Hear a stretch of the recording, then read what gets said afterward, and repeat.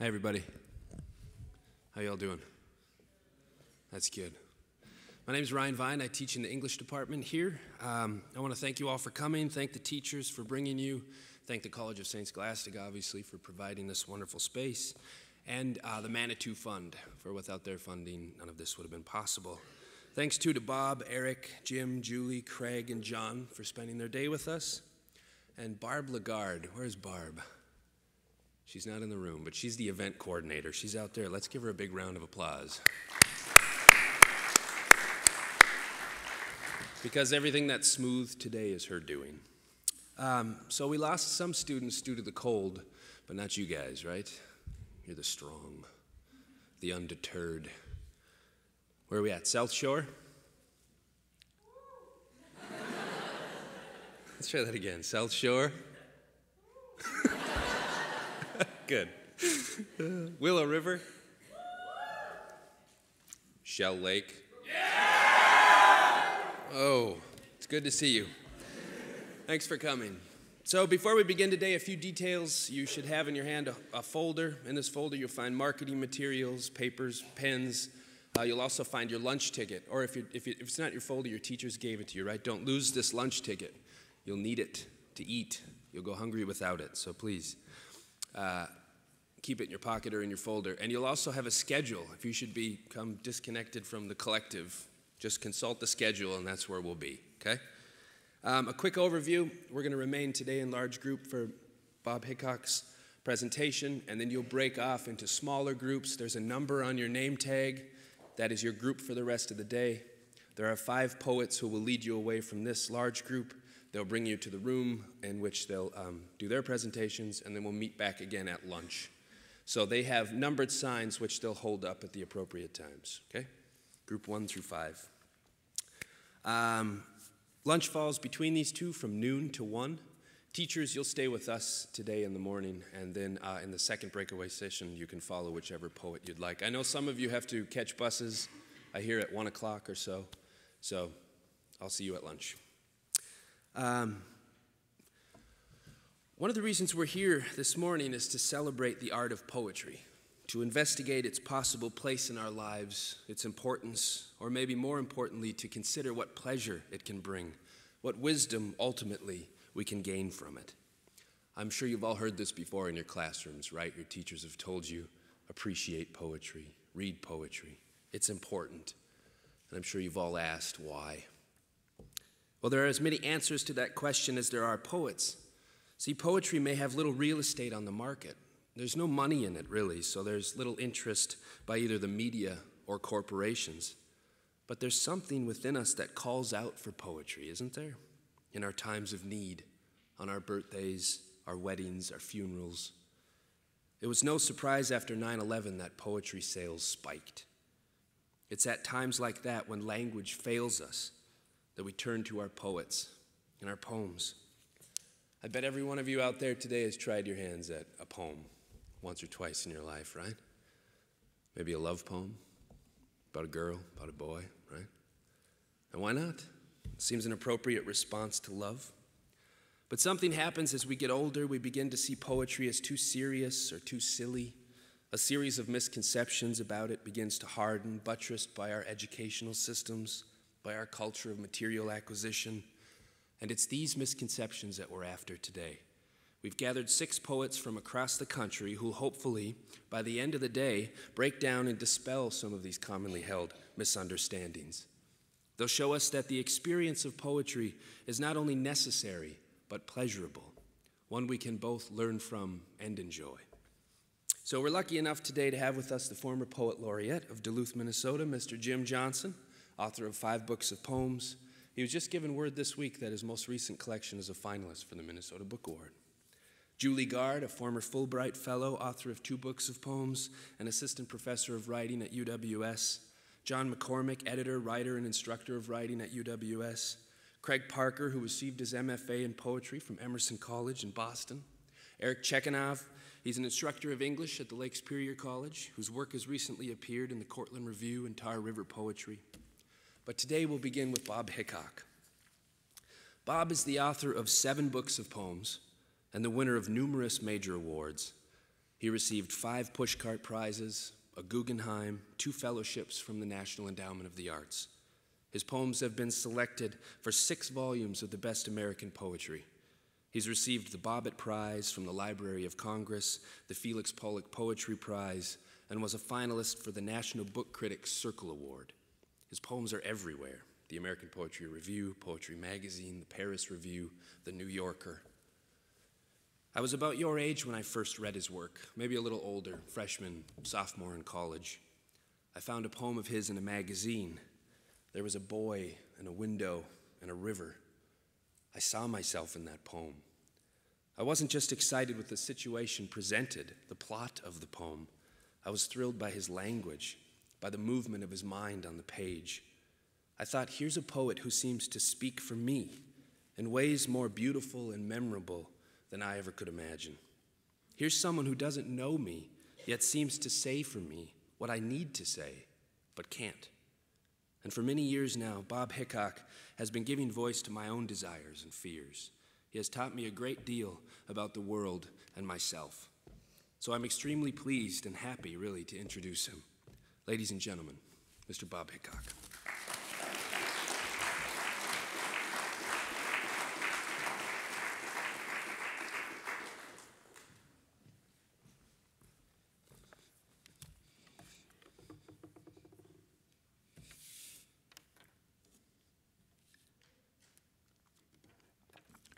I was asked a couple years ago to write an essay about poetry, anything I wanted to write.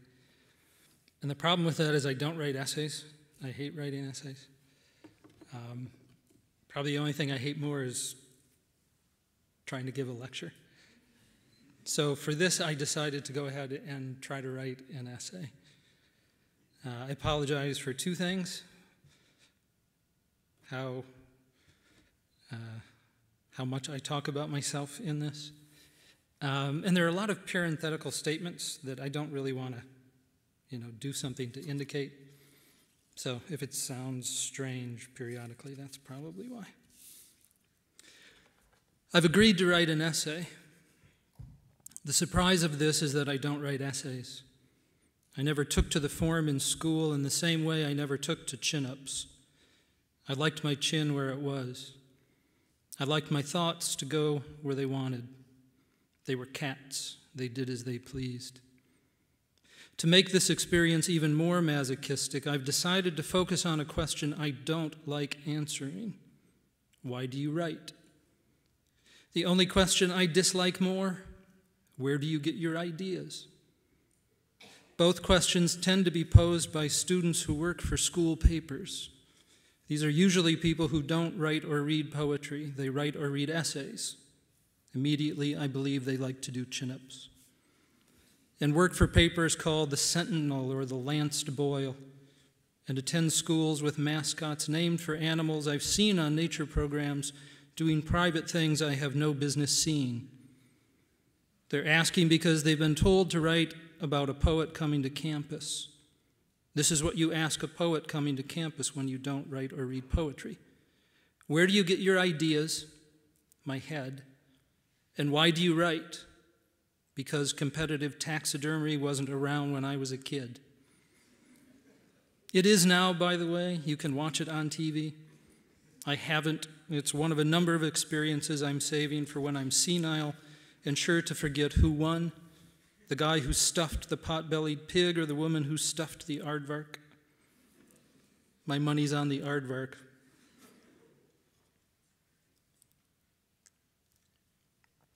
I don't know why I write, but I assume that most of why anything happens is best thought of as an accident. I met my wife when she came around a corner at a dinner party, and I fell in love with her immediately. Yes, that does happen, and yes, that did happen to me. So in a basic sense, this is why I love my wife. She came around a corner at a dinner party. This is as much a reason as my wife is a good person. She is a very good person. Good in the sense of decent and fair and loving, not good in the sense of skeet shooting for high marks. Now, the ability to come around a corner at a dinner party is no reason to love someone. But if she had not come around that corner at that dinner party, it's reasonable to conclude that I would not love my wife. Not this wife. I might love another wife who came around some other corner at some other dinner party, or some other wife who came around a mildly rounded interior space at a brunch somewhere that people use the word brunch. Not everyone uses the word brunch, just as not everyone uses the word isotope. I use both, though that was the first time I used them together. The brunch isotope. Yum. You've just encountered one of the reasons I write poems and not essays. My mind wanders. Or more accurately, my mind wants to follow the most recent shiny thing it has seen. The problem with essays has always been I start to argue with them. Pretend I write, action is the willingness to be blind to other options. And also pretend this notion is essential to a line of reasoning I've given birth to. As soon as I write, action is the willingness to be blind to other options in an essay, I feel I have to touch on all the ways that is not the case. And there are many ways that is not the case. I want to be encyclopedic and thorough, two things I'm not sure there's ever much of a reason to be, even if you sell encyclopedias thoroughly. Nonetheless, I feel that obligation when I write an essay. When I write a poem, I feel no such burden. For me, poems are to essays as birdwatching is to being Linnaeus. One person watches birds and daydreams of being a finch. The other person watches birds and aardvarks and pot-bellied pigs before they're competitively stuffed and wants to come up with a system that encompasses everything that walks or crawls or flies, including poets who would be finches. Of course, that's not an explanation of why I write poems or why I write at all, but a bit of an insight into why I don't write essays. And truth be told, if this is an essay, what I'm doing right now, and truth be told again, I doubt it is, but if it is, I'm having fun. This feels fluid and surprising, which is another reason I write poems or write at all. I love pushing off every day into the open territory of a blank screen. What makes me happy about writing begins with the fact that I almost never know what I'm going to write about. At the start, I'm just looking for a bit of language that gets my attention and makes me want to see where it leads. Shiny things again. All that glitters is enough for me, at least at the start of a poem. I'll give you an example. Before I began work on this essay, I misunderstood something my wife said and thought to myself, my listening was mumbling. If I were writing a poem right now, that's language I could lean into and play with. It's not a phrase I'd come up with consciously. It has the quality of having arrived of its own accord from somewhere inside me that doesn't attend to any particular need or stimuli, but generates text because that is what it does, this part of me, this inner mouth. More than anything, I'd wonder what I could make of this start, of this language that reached out and grabbed my attention, this node of interest, this hook.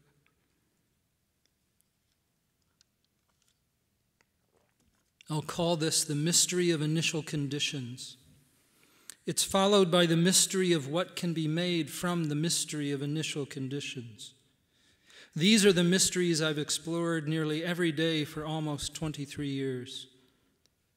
If you do that, if nearly every day you begin with emptiness and nearly every day you fill it, if you wait around for something that excites you to show up and then engage that excitement to create a larger, more complicated, fuller thing, you probably, as I definitely, believe there's something spiritual about the endeavor.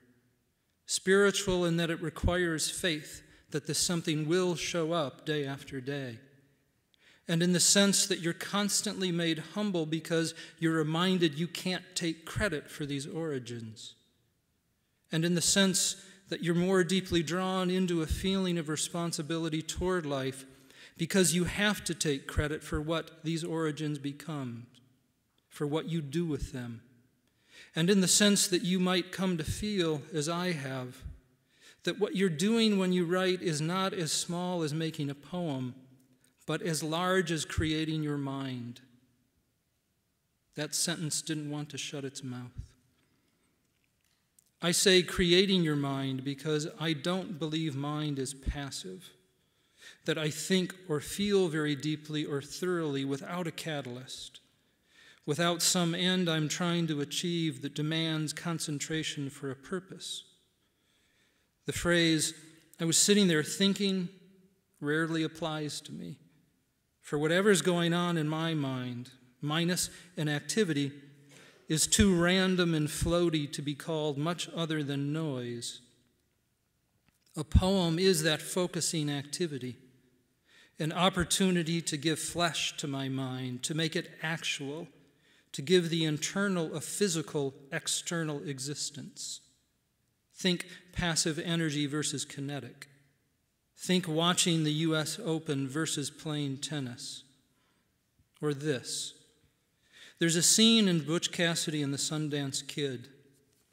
The dreamy, hunky leads are trying to convince plain old Percy Garris, played by Strother Martin from Kokomo, Indiana, who almost made the Olympic diving team in 1948, to give them jobs as payroll guards.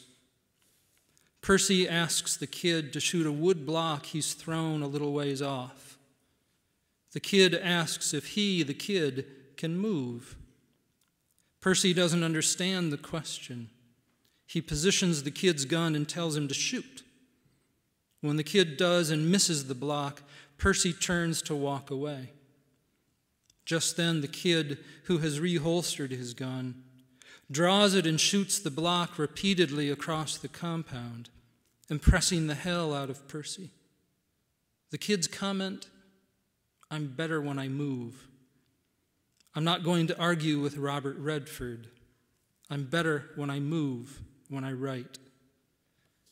I use this scene to dramatize to students that poetry, the writing of poetry, is performative, and that they'll be better writers when they move, when they step into the moment that's coming into existence, rather than insist the moment take on a predetermined shape.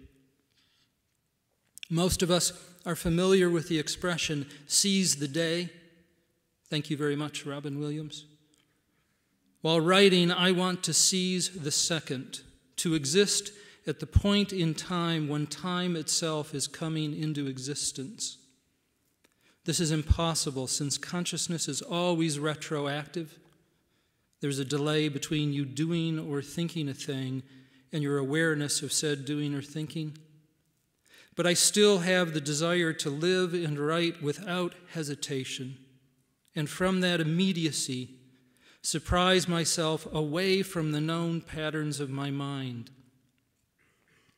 Actors talk a great deal about the need to be present and really listen to what the other actors are saying, since even scripted situations and moments take on a life of their own. Poems do too. They are so clearly their own objects, own beings, that we end up creating, as we're writing a poem, the very space, the only space into which that poem can be received. I mean this in both the tiniest and largest sense. When we write, we change the material existence of the universe. And while this is the case with any action, when we write well, these changes embody our most basic curiosities and tendernesses. What I'm trying to get across is, I think, a notion of freedom, a sense of writing as the activity that lets me escape the past by occupying the present as it slips away, as it becomes the past. While I write, I author the present, and in authoring the present, I create myself. And here's the really cool thing, cool and joyously contradictory of what I just said. I disappear when I write. The part of me that wonders if I need to replace the hot water heater. The part of me that is convinced the lump in my chest isn't a lipoma but cancer. the part of me that feels I've wasted my life. All these parts go away, and therefore, while I write, don't exist. I'm not alone in this by any means. People who play musical instruments, people who paint, people who make cabinets, people who make period. I've heard them all speak of the disappearance I was just talking about. They vanish, or can, into what they do, and when they come out refreshed. It's like a spa. I write because it's cheaper than going to a spa. I've never gone to a spa, but I enjoy saying the word spa. When this happens, I am purified to attention. I am purified to interest. I am purified to imagination. That last purified was initially typoed into pureed.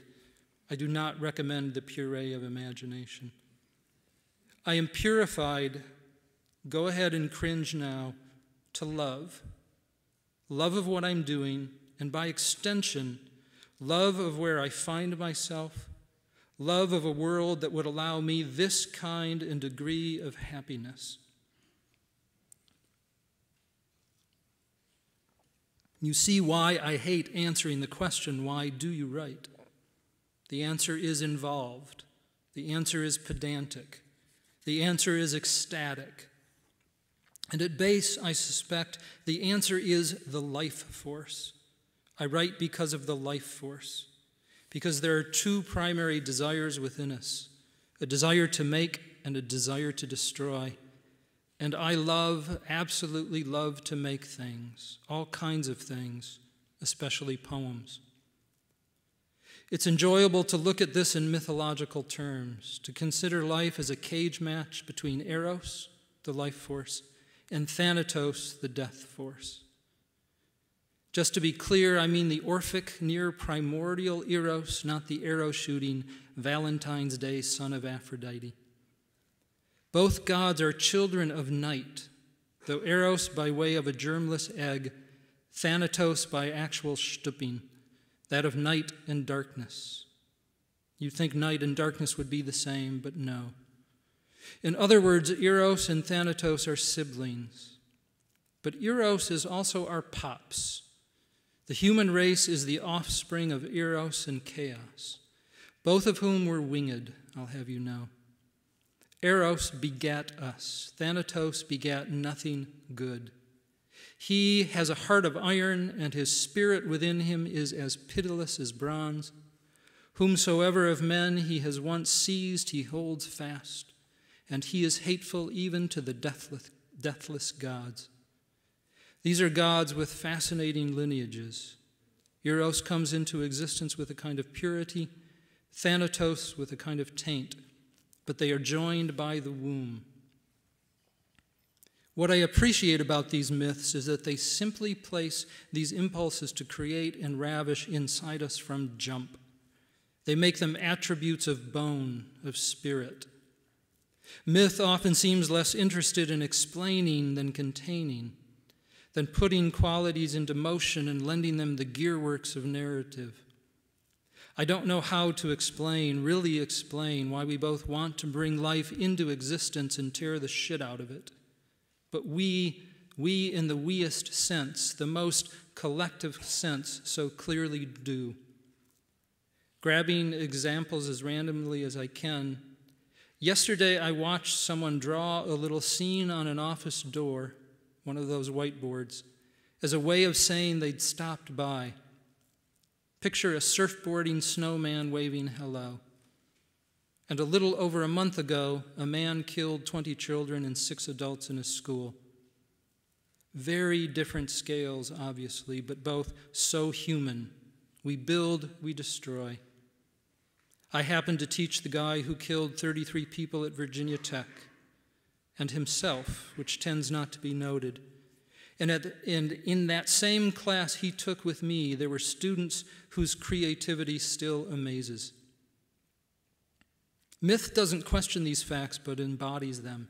And I wonder if writing is essentially mythological, essentially about this kind of embodiment, about seeing ourselves in the world. I'm just remembering I don't need to try to answer that question or any question here. I was getting trapped again in the bog of the essay. For me, not you, you writers of wonderful essays. All I need to know is that I like the idea of writing as the making of flesh through language, the construction of worded selves by substantially clueless selves, by people who are not convinced they're real or not sure how they're real or what it means to be real or of much at all. This is the 21st century, and we're less sure of who we are and why we are than we were 100, 200, 300 years ago. Isn't that frightening? Isn't that exciting? Writing, and again, any making, offers these wonderful moments of certainty, of specificity. I am making this sentence, this paragraph. I am nailing this stud to that sill plate. I am turning this nut 1/2 turn more. And whatever the results, this decision is who I am in this moment. I am taking this stand in this place and making one thing that is certain. Not what it means, but the shape it takes, the pieces it contains, the results it leads to. I am going on the record. And therein lies eternity, or as close as we come. I don't think you can die while in the midst of creating. Of course, I don't mean this literally. I might mean this literally. I think I mean this literally. I don't know how literally I mean this. Certainly, I could create a performance piece that consisted of seeing what happens when a 40-ton block of steel falls on my head. I wonder. And be very dead at the end. But just now, in the midst of coming up with that idea, as I existed somewhere between my fingertips and my mind, not sure exactly what I was going to type, but positive that I was going to come up with something, that I'd force myself to jump the gap between the desire for a thing and its existence, I could not have died, or, better yet, could not have felt any of the tugs of death, the emotional, the memorial, because I was doing something else. How simple. My brain, my being, was filled with this reaching out, leaving no space or opportunity for any kind of caving in. As much as we like to think we're good at doing multiple things at the same time, we're not. When I write a poem, I'm filling myself with what? I'm not sure how to put this. With involvement, intimacy, with embrace. I'm certainly crushing the hell out of Thanatos. I'm all Eros all the time. And there's this. It's not the poem's possible performance, but the deep and fundamental sense of attachment to the moment, to life, during the making of the poem that keeps me coming back. That's what feels eternal, or better yet, timeless, and that it has no clock, no present or past. It just is. So I arrive at the need to say something about being. The obligation to create ourself is also God's. I mean no offense, and will go on the record as an agnostic who speaks of God in completely metaphorical terms. Since God does not exist in a physical sense unless God makes something. Planets, Reese's monkeys, Reese's pieces, us. Which takes me back to the mystery of initial conditions. To a question like, why is there something versus nothing? Are you ready? I don't have a clue why there's something versus nothing. But when I write, I'm participating in not the answer, but the fact that the question needs to be asked. I'm making myself part of the something that's here to be explained, that tugs on us with the gravity of fact. I'm re-upping, if you will, on the gig. But the coolest thing of all is that this time, unlike my birth, it's a choice. I'm choosing each time I write to exist. And once you place your being, your deepest sense of bearing weight, of casting a shadow, in the context of a choice. Once you reclaim it from chance, from whim, you don't ever want to go back. Thank you for listening.